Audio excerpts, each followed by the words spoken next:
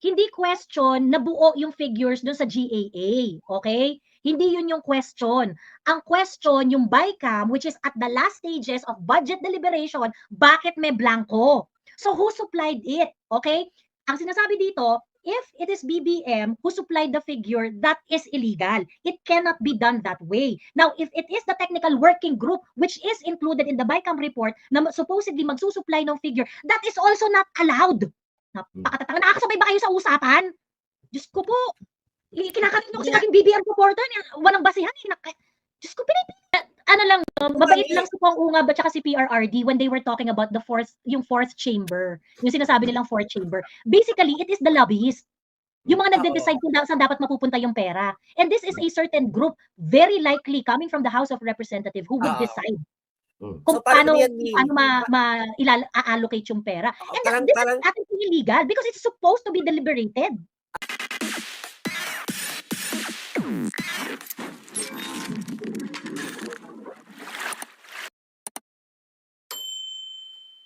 Hindi, alam mo si Chino, hindi, nung una ko narinig yung pangalan ni Chino, sabi ko, sounds familiar. Parang this has been circulating in the circle. In Chorvanet.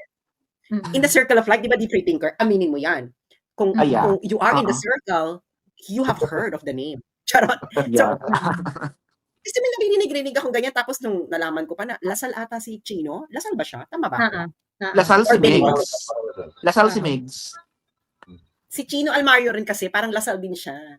Okay. So, na 1+1 ko na, in fairness, narinig ko na yung name nito na ML. Pero si J. Kong Hunsa, sa kabataan niya, may naririnig ka ba rin?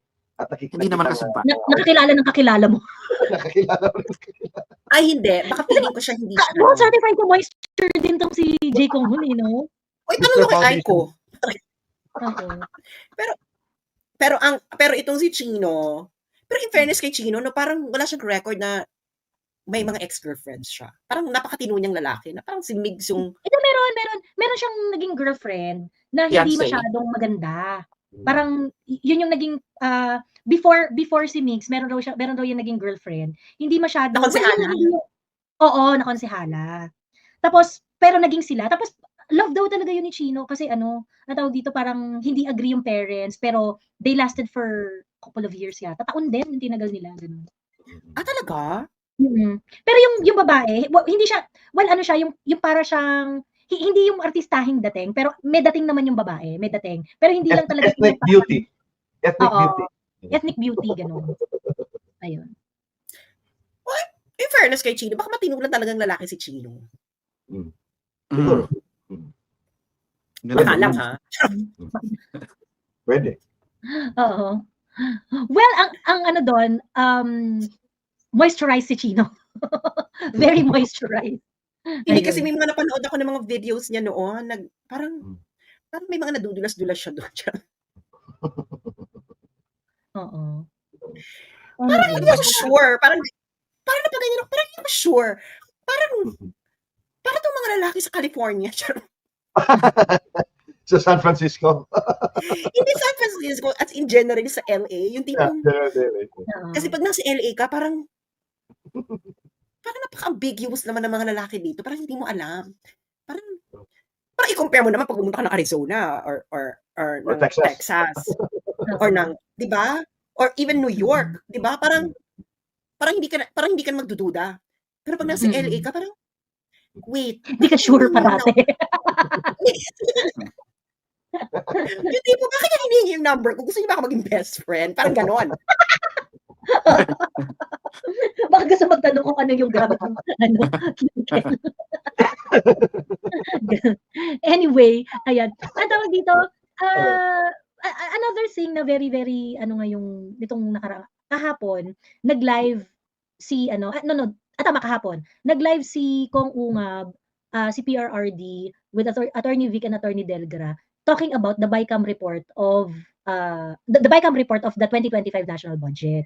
And kinol out ni Kong Ungab. Kasi, ang una kasing kinol out ni Kong Ungab, bakit wala pang print out ng GAA 2025? Kasi pirmado na ng presidente yun eh. Right. But Kong Ungab was able to get hold of the BICAM report in which, yung BICAM report kasi, ito, i-lay down ko lang yung context. Yung BICAM report kasi is basically at the last stages of the deliberation of budget. Dun sa BICAM report, maraming nakitang irregularity si Kong Ungab. The BICAM report is also the basis of the President pag sinign niya na yung GAB and turning it into GAA 2025.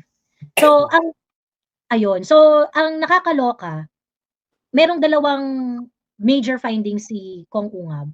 Yung first is yung questionable na pag-atado ng budget ng education just so mag-appear na education receive the highest budget allocation.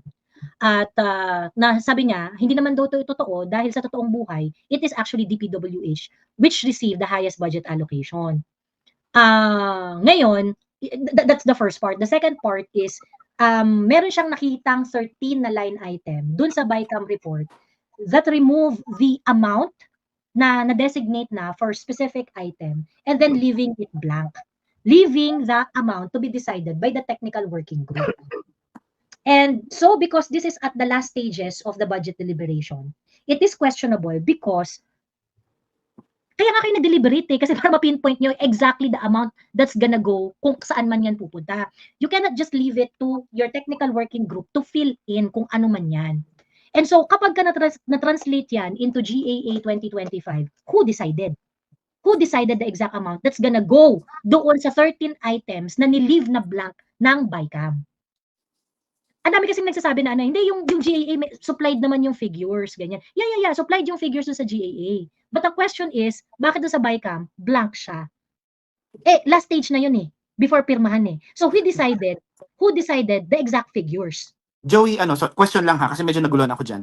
So, say for example, if those were left blank in the BICAM, so dapat, pag pirma ni Presidente, naka-blank din siya. Tama? Ganun din ba dapat yun? Well, I think, hindi natin alam sino yung nag-supply ng figure.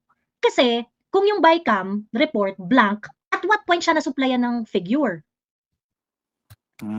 Was it technical working group ba? According dun sa report? Kasi sa report sabi, technical working group yung magsusupply nung amount So, may figure ba before nakarating kay BBM? Pagkatapos pinirmahan na lang ni BBM? Or was it BBM who supplied? We do not know. But, ang patently irregular doon ay yung fact na pagdating kasi sa BICAM, dapat parang final na. Final na yun Dapat you know exactly where the amount, that is supposed to be allocated dun sa specific na line item na yun. Oo. And if ever may makita si Presidente may blanco, ang gagawin niya, hindi niya lalagyan yun, i-veto niya yun, di ba? Or isasoli niya. Di ba ganun dapat? Bakit napirmahan na ng kompleto? Yeah. So, ang question doon is who supplied? Bakit pinirmahan yun ng BICAM yung ganung klaseng itsura ng mga line item? That's the first question. And then secondly, who decided the figure? Or if there already is a figure. Hindi pa napirmahan, di ba, ni BBM? Pipirmahan pa lang. Napirmahan na. Napirmahan na nga. Yeah, BBM? Tapos baka di figures? Yan na nga Kung ang isang tanong... That's the question. That's the question being raised by Kong Ungab. Yung una, pirmado na kasi yan, December 30, pirmado na yung 2025 budget. So ngayon, nung January 30, nag-convene na ulit yung 19th Congress. So, si Kong Ungab, nag-privilege speech siya asking for the hard copy of the 2025 GAA as signed by the President.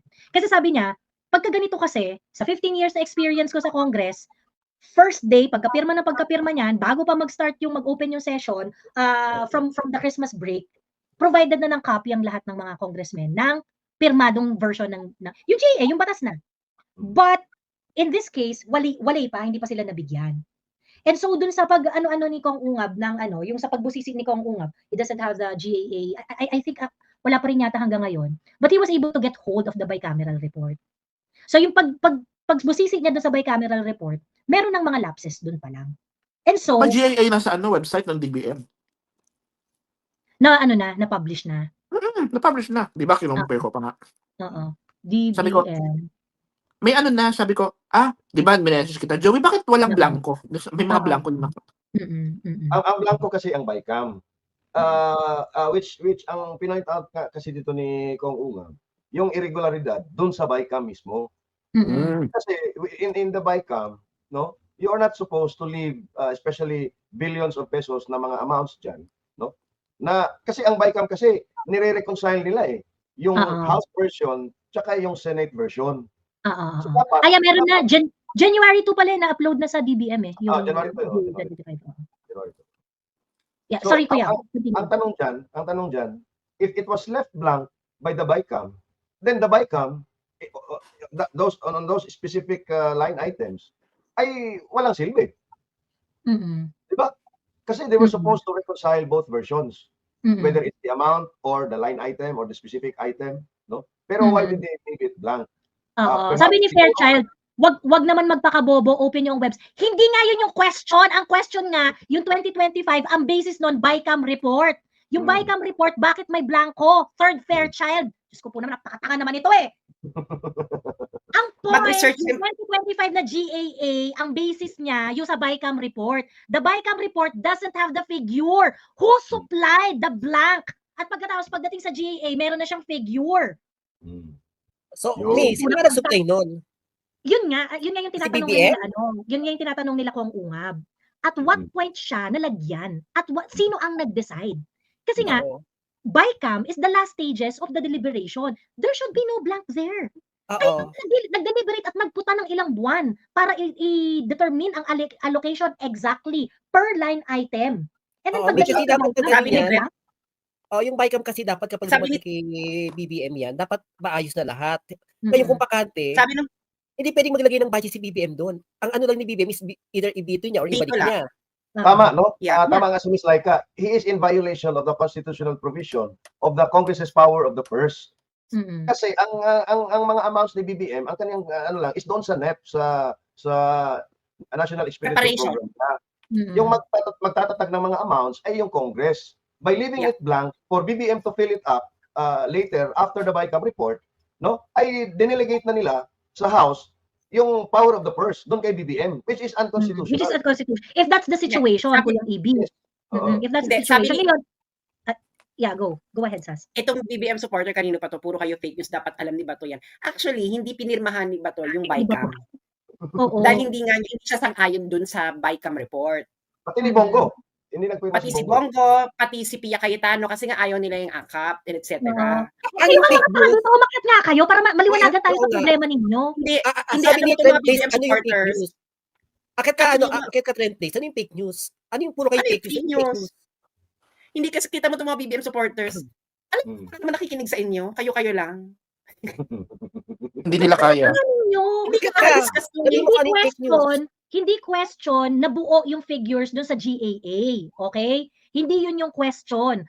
Ang question, yung BICAM, which is at the last stages of budget deliberation, bakit may blanco? So who supplied it? Okay? Ang sinasabi dito, if it is BBM who supplied the figure, that is illegal. It cannot be done that way. Now, if it is the technical working group, which is included in the BICAM report, na supposedly magsusupply ng figure, that is also not allowed. Napakatatanga. Nakakasabay ba kayo sa usapan? Diyos ko po. Kinakalit nyo kasi naging BBM supporter. Walang basihan. Diyos ko, pinipili nyo naging tanga. Alam mo, trend days, kung ikaw bobo ka at hindi mo masundan at hindi mo bagets, hindi fake news yun. Bobo ka lang talaga kaya hindi mo maintindihan. Shoota ka. Diyos ko. Magsiakyatan nga kayo dito mga putang ina ninyo para mapag-usapan natin kung ano yung talagang problema ninyo sa buhay. Bilis ko talagang matapang kayo. Kaya yung panindigan na fake news yun. Akyat.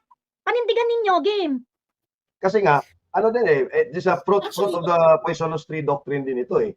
Because the manner by which the GAA was formulated and signed, no, ay patently unconstitutional na dun sa BICAM. The whole budget now is questionable at least, no, sa constitutionality niya because of the manner it was done. Yun na yun. Hindi yung amount sa GAA. Yeah. Ano lang, mabait lang si Pong Ungab at saka si PRRD when they were talking about the fourth chamber. Yung sinasabi nilang fourth chamber. Basically, it is the lobbyists. Yung mga nagde-decide kung saan dapat mapupunta yung pera. And this is a certain group, very likely coming from the House of Representatives who would decide kung paano i-allocate yung pera. And this is actually illegal because it's supposed to be deliberated. Parang yung BICAM, after nung BICAM, meron pa isang grupo ulit. Which is pali, dapat yung BICAM, Kaya nga tinawag na BICAM. Dapat yun na yun. Tapos pipirmahan na lang it's either pipirmahan or ibabalik or ibibito ni BBM. Ganun lang yun. Hindi ko maintindihan dito sa mga BBM supporters. Ano ba pinaglalaban ninyo? Ang napakasimple na ng tanong dito. Bakit yung BICAM, blanco, tapos yung GAA, biglang nagkaroon ng figures? What the fuck? Kailangan pa ba ito? Ganyan ba kalaki ang burat ng mga Marcoses at ni ano na hindi yung nakita na there's something ano dito ha. Hindi mo nakita nung panahon ni Duterte, yung mga Duterte vloggers, yung mga cabinet secretary, yung mga politikong kaalyado ni Digong tinitira ng mga Duterte vloggers noon. Tapos ngayon hindi ito makita. Ano kayo? True. Kayo shit. Ayun. Oo. Nakakaloka. Asan na yung mga galit na galit at nag-i-insist ng fake news? Bilis, akyat kayo para maintindihan namin kayo. Bilis, makipagsuplakan kayo dito kung talagang matapang. Problema tatapang ninyo dyan eh. Ako hindi ko napanood yung live. Pero nung tignan ko yung dokumento, talagang glaring naman talaga yung yung DPWH na mas malaki pa sa DepEd. Tapos alam mo yung kada department merong about education. Chuba-chuba.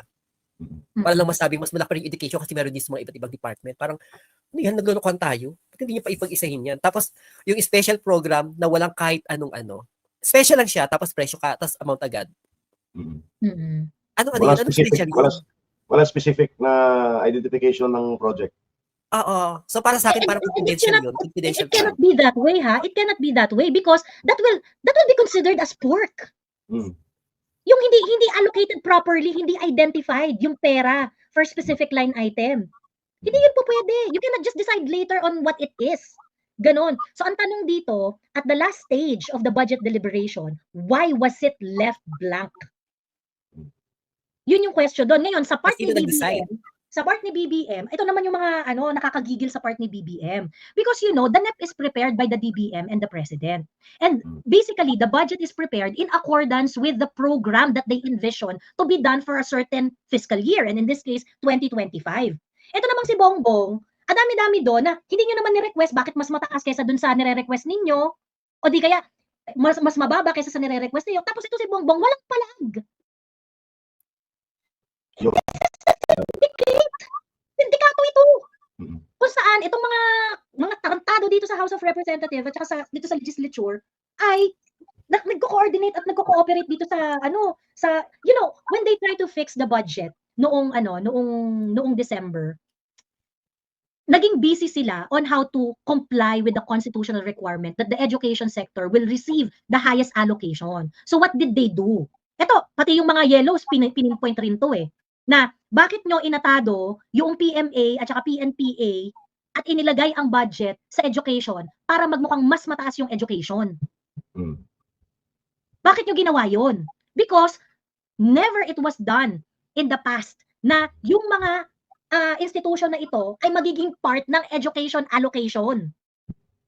And ang tinrabaho nito ng ating mga matatalino, highly educated na mga public officer, kagaya ni E.S. Bersamin, ni Sec. Amina Pangandaman, ni DPWH Secretary, and I think it also includes NEDA Secretary Balisacan. Bakit kayo pumayag na maging ganun ang presentation ng budget? When in fact, in the past, hindi naman ganun ang pagtingin sa education budget. Hindi sinasama yun. Yung mga na yun, yung mga items na yun. And that is yung major findings ni Kong Ungab dun sa kanyang paper na pinresent to a lot of lawyers and presented to the people basically dun sa Basta Dabawen yung episode na yun. And aside from that, yun nga, yung BICAM na panay blanco. Ano yung naging debit card? Naging debit card ang national budget? Diba? Ayun, bilis. Asan na dito yung mga galit na galit? Asan yung fake news dyan? Asan yung fake news? May hawak sila Kong Ungab, hawak nila yung BICAM report Are you telling us fake yung hawak nilang BICAM report? Yung pinablish ni Baste. Are you telling us na fake yun? O di ba pakita kayo ng BICAM report? Na iba? Na walang blanco. Oo. Ito na ang sinasabi ko, mga bakla. Unang-una, nakakaloka yung BICAM. Dahil secret yun. Can you imagine secret deliberation of budget? Yun pa nga lang nakakaloka na. And this applies to all congresses. Hindi lang ngayon. Kaya huwag kayong ano na, bakit kasi kay BBM, this is systemic. Okay? Ngayon, kung wala kayong nakikita problema dito sa secrecy ng BICAM Emirates, ang pinaglalaban ninyo kayo mga BBM supporters. Diba? Totoo. Meron dyan problema. Kasi nga, budget should be deliberated in public. Right. BICAM na nga, hindi nga deliberation in public, tapos may mga blanco-blanco pa, tapos bigla na lang susulpot yung amount later on na, hindi ba kayo, hindi namin sinasabi na ninakaw ni BBM. Sinasabi lang namin, ano to? Yung mga BBM supporters, hindi ba nakikita na baka si BBM is being held hostage by a syndicate in Congress? In Because it Congress, could also be the case. Yun. It could also be the case. Oh. Tapos sasabihin nyo, hindi. O, edi pinagtatanggol nyo ngayon yung Congress. Alam na kung kanino kayo. Sino ang amo nyo? Tama. Correct. Ayan. O, asan na kayo? Asan yung mga kaninang fake news dyan? Diyos me. By the way, while it is uploaded doon sa DBM, yung GAA 2025, Kong Ungab is looking for the printout. Yun yung official copy ng lahat ng member ng 19th Congress. Yun yung wala. Yung po pwede, hindi i-download na lang niya. No, they are furnished copies. That's the official copy of all the of all the members of the house. Yun. Kasi parang I think ang tawag dito, ang gusto kasi sabihin nung troll, nung nagko-comment dito kanina na fake news is that meron namang copy sa DBM. So dapat hindi na nagrereklamo si Kong Ungab na wala siyang physical copy. Hindi po ganoon ang sistema hindi ganoon ang sistema sa gobyerno, okay? Because it is very important that you receive your official copy. Okay? That you receive your official copy. Yung copy ng DBM na in-upload niya, sa DBM yon. Okay? And so, si Kong Ungab being part of the 19th Congress ay entitled sa kanyang official copy. Yun ang ni-raise ni Kong Ungab doon sa kanyang privilege speech. Because each and every congressman must receive their official copy. Ganun yun. Importante yun. So, Siyempre, budget nila yun eh. Oo, hindi yun fake news. Entitlement nila yon na makareceive sila ng official copy. Right. So, magtatanga-tanga. At saka pagkatanga, Actually, entitlement ito ng mga Pilipino dahil pera nyo yan. Ikaw, BBM supporter ka, pera mo yan. Oh, hindi ba dapat entitled ka na makareceive ng copy ng BICAM dahil ang pinag-uusapan dito ay pera mo? O ba't ka nagreklamo? Di ba dapat makipag-join ka? O nga, no, bakit ba blanco yun? Hindi yung fake news kayo, fake news, gaga. Alam mo, feeling ko, ikaw, yung nagaganyan-ganyan, wala kang pakialam sa pera mo dahil hindi ka nagbabayad ng buwis. Pero, etong mga to, hindi taxpayer yan. may trabaho yan, si Mami Laika may trabaho, si Di Fritinka may trabaho yan. Ako, I'm just a poor person. Si Ibi may trabaho yan, nagbabayad yung mga tax. I'm just a poor person as well. Kaya concerned sila dahil sila ay nagbabayad ng buwis. Kung ikaw, hindi ka nagbabayad ng buwis, hindi ka talaga concerned. Ngayon, kung hindi ka nagbabayad ng buwis, exit stage left. Hindi ka kasama sa usapan. Sa nagsasabi na jukebox vlogger na December 11 pa daw pirmado na po ng December 30 basahin nila. December 30 sila December 30 sila nag-press conference. Doon nila pinresent yung December 30 yung press conference yung sinabi nila na ito na yung budget na pirmahan na Kinemi. It was December 30. December 30, yes. It was December 30. December 11 nga yung una, pagkatapos sinabi nila na, hindi ito mapipirmahan na agad kasi bubusisiin pa Kinemi. Kaya nga, di ba, sinabi nila parang, kunti ka na raw sila mawala ng holiday break. Ayun. So anyway, ano na yung nilalaban ng mga, asan na ba yung mga sabi ng fake news? O, bilis. Gusto ko kinukumpronta kayo pagkatapos ang duduwag nyo naman. Ayun, Amina Pangandaman also said, after a careful review by the agencies concerned and with the guidance of our ES. Ang nakakaloka, ano yung nangyari sa NIA? Karamihan ng blank na na-identify ni Kong Ungab nasa Department of Agriculture. Yes, NIA, National Irrigation Administration, PCA, Philippine Coconut Authority. So nakakaano talaga, alarming talaga yung ganun, no? Kasi nga again, tainted na with the constitutional question. Yung manner by which the GAA 2025 was approved or signed. Therefore, I agree with doon kay President Duterte, no? At kung nga ba even Attorney Vic Rodriguez sa live nila na yon, no? Hindi pa naman nila sinasabing questions of constitutionality, pero ang sinasabi nila doon malaki talaga yung problema, no? At I think hindi kaya matindi yung mga irregularities, kuya, 'di ba? Na may mag-question diyan, no? Yun ang sabi ni PRRD, no? Baka sina Attorney Delgra ata, no? Ay questionin yan. Dapat lang din, no? Dapat lang din, no? Kasi hindi nga natin alam eh. No? And aside from that, kuya, yung isa ring mga, ito maraming post si Dare to Ask dito eh. Yung mga budget ba na, yung mga budget ba na sa NEP, ito yung nire-request and then they were given lesser amount and then sometimes they were given higher amount than what was requested. Because that would be a patent violation of separation of powers eh. Kasi, at ito yung ginagamit na kahit sila yung mga budget people na sinasabi nila na hindi kasi pwedeng magbigay ng mas mataas na amount do sa unprogrammed funds kasi hindi naman daw yun yung limitation daw dun sa pagcontrol ng budget or sa pagdagdag or limited lang daw yun dun sa GAA proper. Yung unappropriated daw na unprogrammed funds ay hindi raw yun nagfa-follow ng same rules na kagaya nung pag-allocate dun sa regular budget. But the thing is this, okay, there are so many items, even in 2024 budget, wherein ang nire-request lang ng agency, let's say, 5 billion, bibigyan sila ng 15 billion. Di ba yan yung nareklamo ni Inday? Yan yung nareklamo ni Inday. Pagkatapos yung ibang item babawasan, tapos idadagdag doon sa ibang item na hindi naman nila ni-request. Sana sa corporate niya. Anong sagot nila dyan? Ewan ko kung sino yung nakalimutan ko na kung sino yun eh. Alam mo anong sagot nila dyan? Kasi ang assertion dyan is they are violating now the constitutional provision na hindi pwedeng magbawas yung House as proposed by the NAP, no? The National Expenditure Program. Ang sabi nila, no, ang totality lang daw ng whole amount of the President's budget ang hindi pwedeng i-increase. Meaning, pagka 6.32 trillion yung kabuuang budget yung kinol na budget.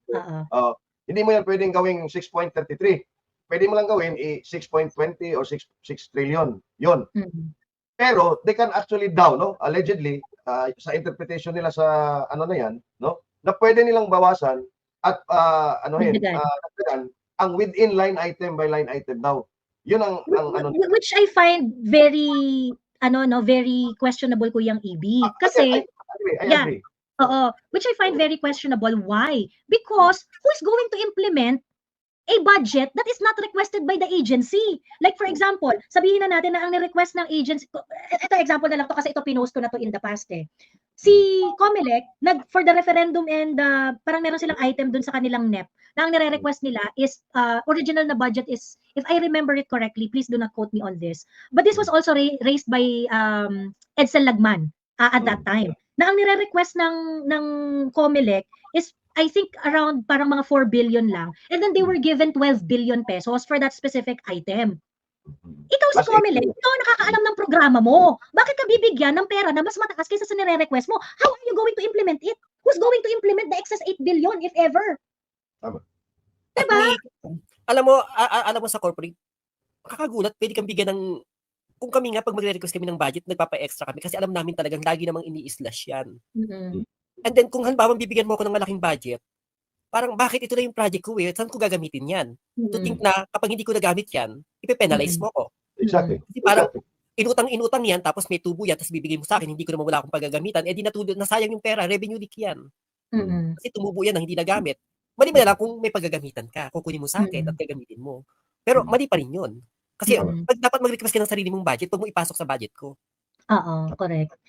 And yung sinasabi ni Kuyang EB, I think they are also trying to skirt nga yung yung limitation na yun. Hindi naman kami umu-over dun sa kinol na budget eh. Hindi kami umu-over dun sa kinol na budget. Yeah, hindi kayo umu-over dun sa kinol na budget. Pero ang ginagawa ninyo, ginigipit niyo yung ahensya. Like for example, what they did to Inday. Di ba sa DepEd, ang sabi ni Inday, ang request nila for specific yung sa repairs, tinanggal yung budget dun sa repairs. Pagkatapos nilagay nila sa ibang programa na hindi naman siya nagre-request ng pera.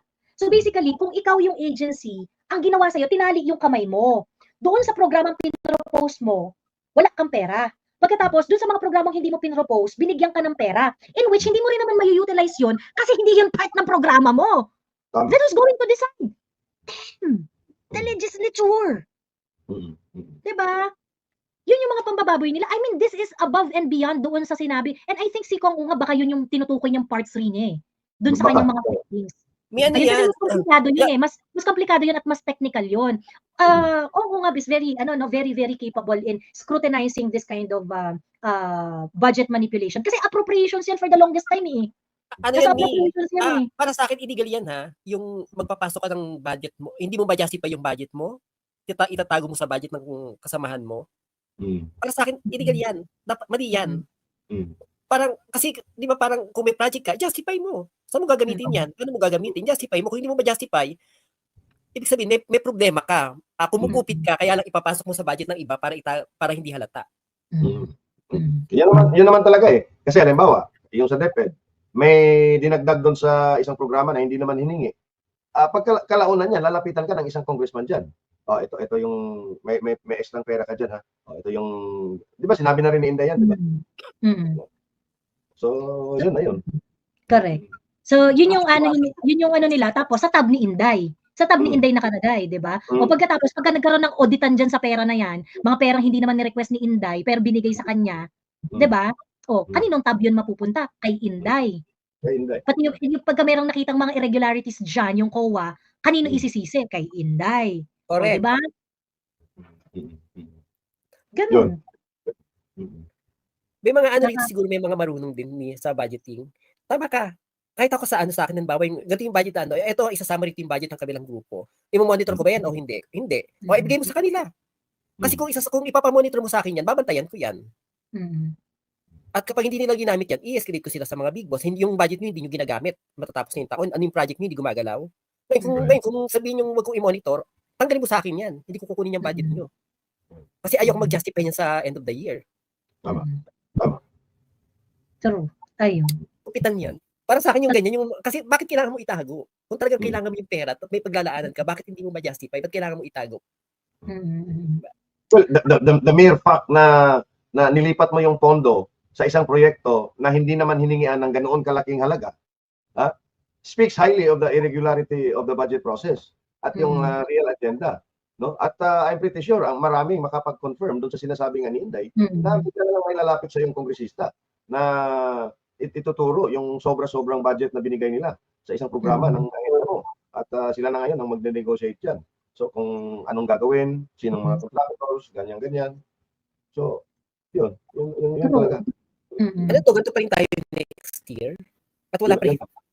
Alam mo, I think it was Attorney Vic ata na I heard. Meron na atang budget proposal for 2026.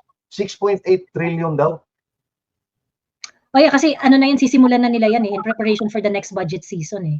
Oo, kasi after the SONA, the President has 30 days ata to submit the National Expenditure Program doon sa doon sa House. So yun.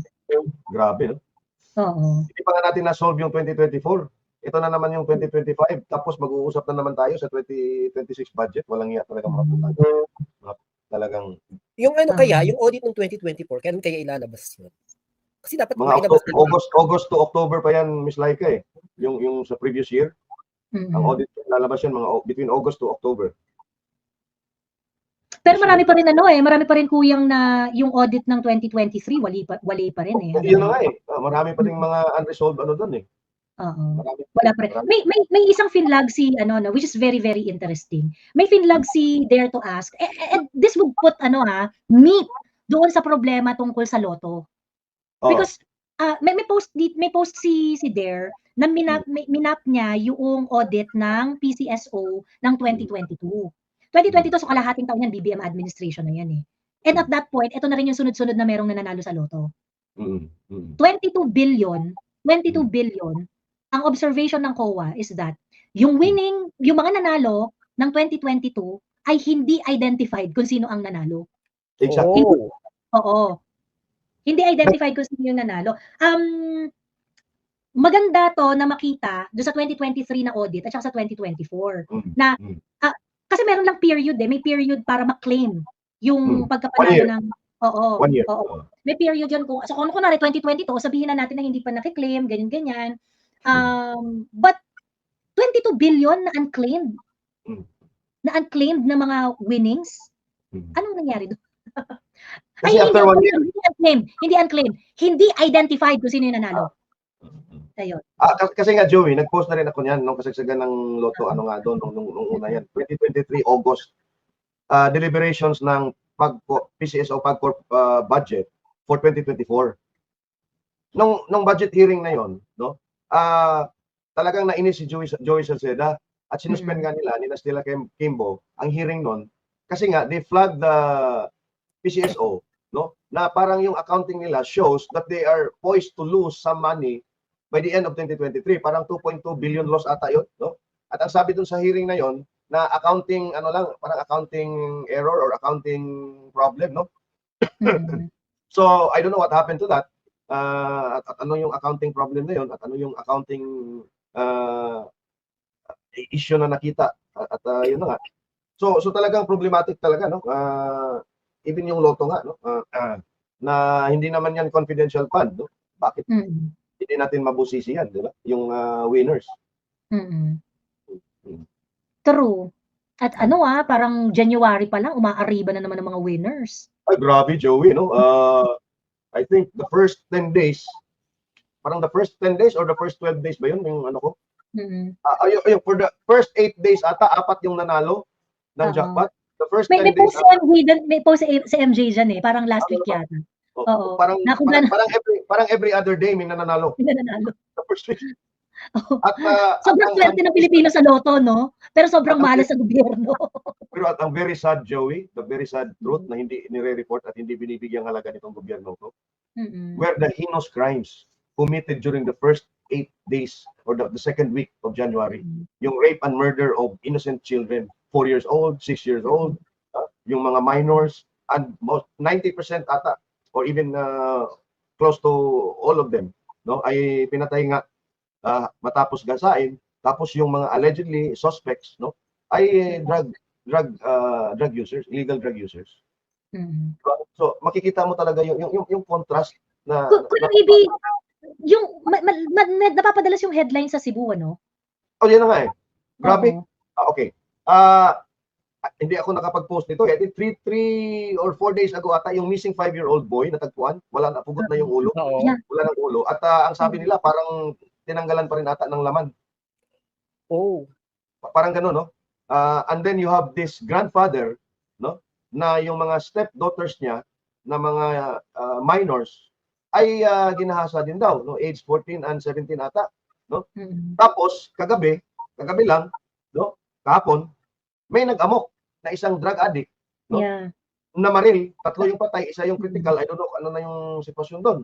And this was preceded by yung yung rape ng isang 21-year-old ng isang drug addict driver of a passenger jeepney na pinatay nga rin niya at tinapon doon sa may SMC side. So at alam mo, over the last month between December midweek until January, grabe kilo-kilo na yung mga nahuhuling droga, shabu dito sa Cebu. 2 ata, parang delivery riders na 3 kilos ata yung isa, tapos 2 kilo yung isa. Yung babaeng vendor, parang nahulihan ng 2 kilos worth. So, talagang mga kakilala ko nasa law enforcement na who belong to the intel operatives, no, during PRRD's war on drugs, no. At tinatawagan ko nga sila at tinatanong ko kasi hindi na sila na-assign actively dun sa nasa parang reserve battalion na lang sila eh. So, sabi nila talagang grabe talaga kuya, talagang sabi nila bumalik talaga at may mga may mga Cebu followers ako, Kuyang EB, na nagme-message sa akin. Ano pa to, last year pa to? Siguro mga second quarter last year na grabe na nga yung abutan. Grabe, nag-worry talaga na naglabasan na uli yung mga nagbebenta, very accessible na ulit. So it's really a matter of time bago maglabasan yung mga drug related crimes eh. Ayan. And nakakalungkot na yung 3 namatay na inosente dahil dun sa addict na nung nahuli, high na high pa eh. Diba? High na high pa eh nung nahuli. I mean, how can you say na successful yung war on drugs ni BBM? Bloodless, quote unquote. Successful walang namamatay ng mga addict, ang namamatay lang yung mga biktima. Bloodless sa mga addict. Ako dito Pero ko'y blood of the pagtatanggol innocent victims are being spilled. Ako dito ko'y pagtatanggol si BBM. Successful ang kanyang war on drugs kasi hindi siya ngayon kinikriticize ng international community sa war on drugs. Yes. Tama. Hindi ba kayo nasisiyahan? Ikaw, Joey, masyado kayo sa kaibi, sa Kasi kanila. negative. Pero bakit nga kaya no, Sas? Ha? Parang tahimik kayo yung walang pakialam na yung international communities sa war on drugs natin. Parang marang sila. Sinasabi ko na sa inyo, kaya nga siya successful. Kita mo, hindi na tayo laman ng international news na hindi na tayo yung karimari-mari na Pilipinas na maraming natitegi sa daan. Wala nang ganon. So may pakialam ba ang international community kung ang mga anak ninyo ay nare-rape ng adik? Wala silang pakialam doon. Dahil wala pong human right na the right not to be raped. The right not to be tegi by an addict. Oo. Hindi ba? Nakita nyo ba ang international community? Ang mga NGOs na ipinaglaban ng mga anak ninyo? Or even the Commission on Human Rights. Di ba? Wala nga silang pakialam. Dahil wala nga dyan ang pera. Ang pera is kung may natitegi na addict. Addict. At pusher, EJK. Yung mga namatay na, I'm so sorry hindi ko dinidenigrate yung mga suffering ng mga nabiktima. Pero I'm just telling you what it is in the real world. Which is fucked up. I admit. But it is what it is. Wala pakialam sa inyong EU. Kita nyo. Nakita nyo ba ang EU na nakisimpat siya ngayon sa mga batang nawawala at natatagpuan na lang na adik? Ang ulo? Wala silang pakialam. Narinig nyo nga lang ang ata na merong EU na nagrereklamo na sila tungkol sa war on drugs. Aminin nyo yan. Aminin nyo yan. Feeling ko, noong mga unang panahon, hindi nyo alam na meron pa ng EU. Tapos nung nandun na si Duterte, ay, sino tong EU na umi-airpass? Aminin nyo. Hindi ko inaano ang inyong mga kakayanan, pero aminin nyo, dahil wala sila talagang, hindi nyo alam ang kanilang ambag sa buhay ninyo. Narinig nyo lang sila nung biglang, ay, against sila sa war on drugs. Pero ngayon, may bagets na ginahasa, may lola ginahasa. Saan sila ngayon? Wala. And these are real deaths, drug-related deaths. Dahil, may bakit? pangalan. Bakit? Ngayon, doon ka na magtataka ngayon, ano itong international community na to? Ngayong, kailangan mo ang international community para paglaban mo ang na-rape mong anak ng adik, wala sila. Pero pag adik na yung pinag-uusapan, human rights na ng adik, nandyan sila. Does it make any sense? No. Kaya, successful ang war on drugs ni BBM. Dahil napatahimik niya ang international community. Do you share the same goal with BBM? Yun. Diba? Tahimik na yun. Ngayon, kung nategi boom yung mga anak niya dyan, that's beside the point. That's hindi nagsisigaw ang international community, yun successful yun. Diba? Kasi nga alam ni well, ano kasi yan that's sakit na ng mga Pilipino yan, we love international validation. Yes. Tama. Ayun lang. TikTok is already banned in the US. Oh, yes. At nag-alsa yung mga Amerikano. At ang mga Amerikano ay nagpupuntahan sa Red Book. Sa Red Book. Alam mo, nakakaawa yung mga Chinese sa Red Note. Kasi, lifestyle, lifestyle app. Hindi siya, may mga ibang app na political sa China. Pero yung Red Note kasi, ito talaga yung mga, kung gusto mo patingin nga ng restaurant na to, may kumain na ba sa restaurant na to, ganyan, meron ba itong review, ganyan. It's like a magazine. Tapos ngayon yung mga Amerikano doon, naloloka yung mga Chinese. Kasi karamihan sa kanila, hindi ka nakakapunta ng ibang bansa. Yung mga, napapanood lang nila yung US sa mga Hollywood movies, na alam mo yung itsura ng US, di ba? Pag nanonood ka ng Hollywood movies, saka ng parang, ang ganda naman ng US. Yan. Majestic. Naloloka sila. Girl, pag pinuntahan niyo yung Red Note, naloloka. Ang pinaka nakakaloka sila yung property tax. Saka yung healthcare. Girl, lalo yung mga Chinese. Sabi ng mga Chinese, di ba binili mo na yan? Bakit nagbabayad ka pa ng tax every year? Tapos hindi siya may paliwanag ng mga Amerikano kung bakit nga ba. Kung bakit ganon.